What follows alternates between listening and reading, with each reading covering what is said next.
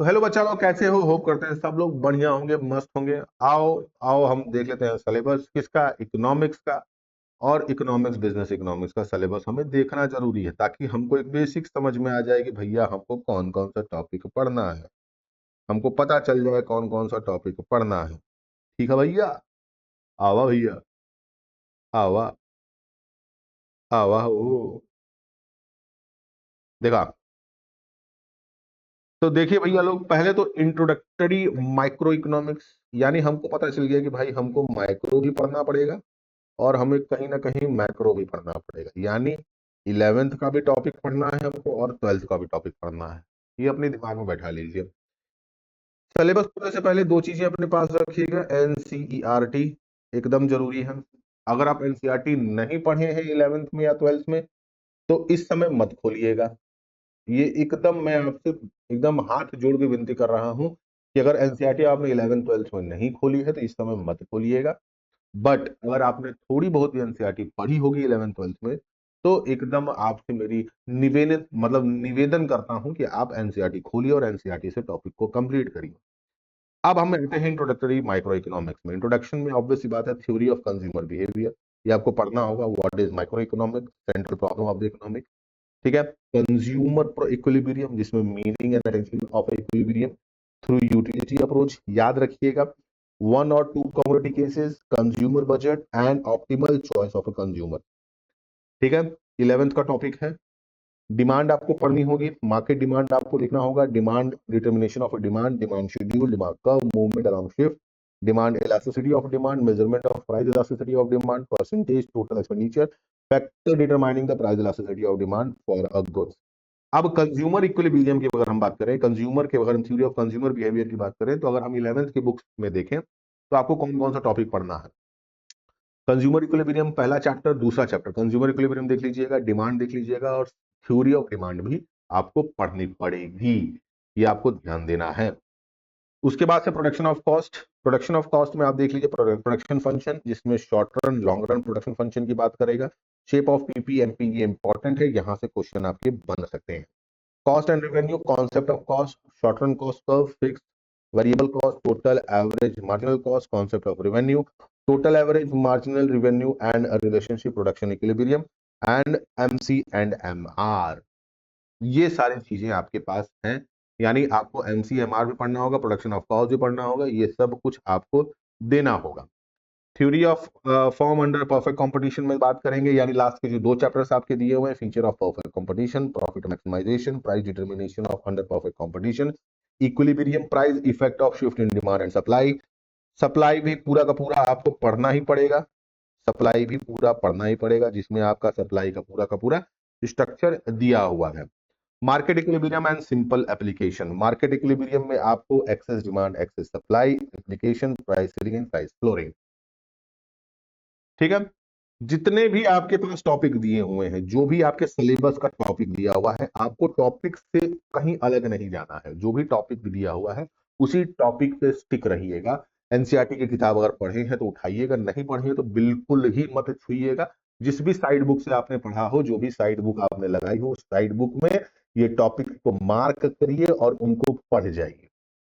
Related या unrelated कहीं से भी अगर वो टॉपिक रिलेट करता है इस पार्टिकुलर सिलेबस से, तो आपको पढ़ना है, ये दिमाग में अपने बना लीजिए।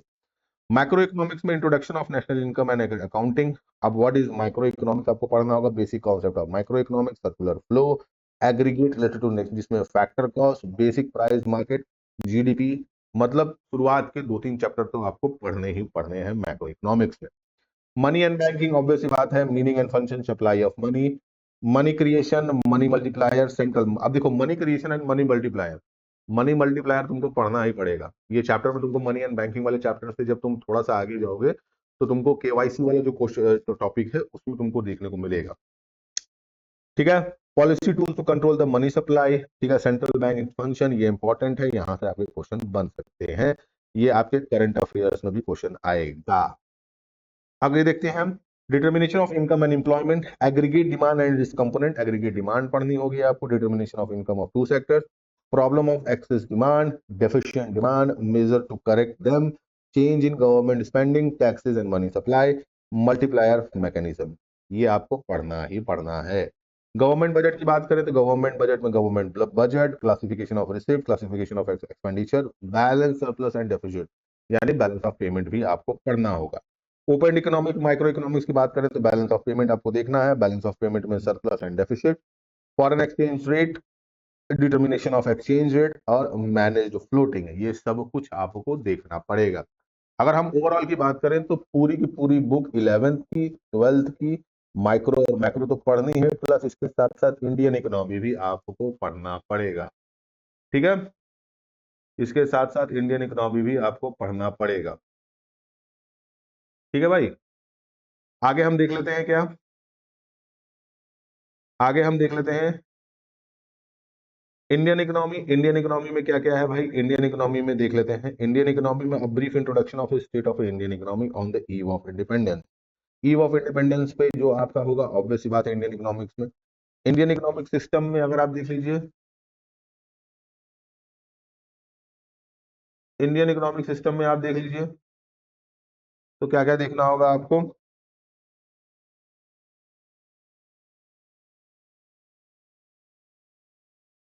अ brief introduction of the state of the Indian economic on the eve of independence, independence के समय वाला Indian economic system and common goals of 5 year plan, ये भी आपको देखना होगा। मेन फीचर्स में problem and policies of agriculture, जिसमें institutional aspects, new agriculture strategy, जिसमें जिसमें आपको industry IPR 1956, FSI role and importance and foreign trade, ये आपको देखना पड़ेगा।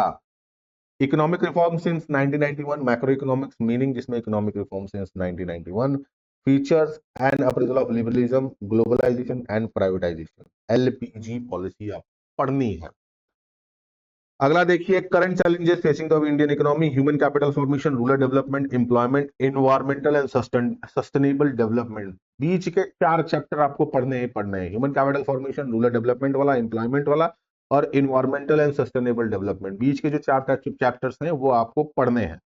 Development experience of India comparison with the neighbour, last वाला जो है आपके पाकिस्तान के साथ, चाइना के साथ जो रिलेशन वाला चैप्टर था, वो भी आपको पढ़ना होगा, जिसमें economic growth, population, sectoral development and other human development indicator, ये इश्यूज इंपॉर्टेंट हैं, इनको आप बिल्कुल छोड़िएगा मत।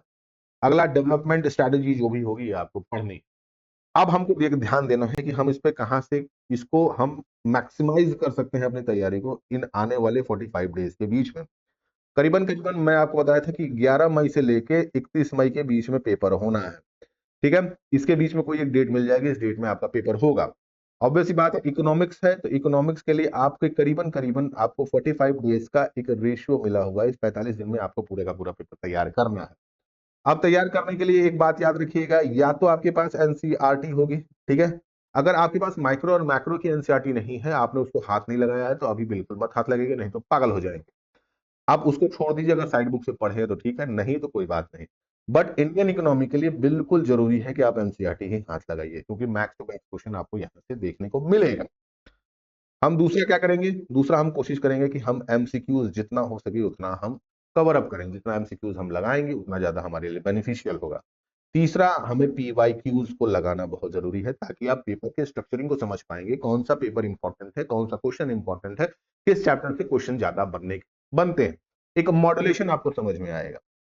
अच्छा, जब तक आप इन पूरे के पूरे चैप्टर्स को रीड नहीं करेंगे, तब तक आपको पेपर की स्ट्रक्चरिंग समझ में नहीं आएगी। तो सबसे पहले कोशिश करिए, क्योंकि ऑलरेडी आपने बोर्ड दिया हुआ है कि पेपर्स तैयार है, थोड़ा सा आपको 11th का पढ़ना पड़ेगा, क्योंकि एक बार रिवाइज करेंगे तो वो रिवाइज हो जाएगा। जब आप रिवाइज कर लेंगे तो आप पेपर की स्ट्रक्चरिंग को समझ पाएंगे कि कौन सा क्वेश्चन इंपॉर्टेंट है, किस चैप्टर से कौन से क्वेश्चन सबसे ज्यादा आ रहे हैं और कौन से टॉपिक से सबसे ज्यादा क्वेश्चन बन रहे हैं। इस हिसाब से आप अपने पूरे मॉड्यूलेशन को तैयार करेंगे। यहाँ पे हम क्या करेंगे भैया, यहाँ पे हम आपकी मदद करेंगे। कैसे भैया, मैं कोशिश करूंगा कि जितना हो सके आपको एमसीक्यूज लगाऊं, उसके साथ साथ टॉपिक भी कवर करूं और उसके साथ साथ मैं आपको पीवाईक्यूज भी लगाऊंगा। बात समझ में आई? तो अगले 45 दिन में हम जितना हो सके उतना को उतना पीवाईक्यूज लगाएंगे, उतने ज्यादा हम एमसीक्यूज लगाएंगे, उतने ज्यादा हम क्वेश्चंस करेंगे, उतने ज्यादा टॉपिक्स करेंगे, टॉपिक के कॉन्सेप्ट को समझेंगे, ताकि इन 45 डेज में हम अपने पेपर को क्लियर कर सकें। बात समझ में आई? तो इस हिसाब से हम पूरी की पूरी तैयारी करेंगे। कल मिलते हैं हम एक बेस टॉपिक के साथ। मैं रेगुलर कम से कम 3 वीडियोस आपको डालूंगा, ताकि आप एक बेसिक स्ट्रक्चरिंग समझ में आ सके। ठीक है, तो हो गया। मिलते हैं कल इसी समय इसी वक्त, तब तक के लिए टाटा बाय बाय बाय।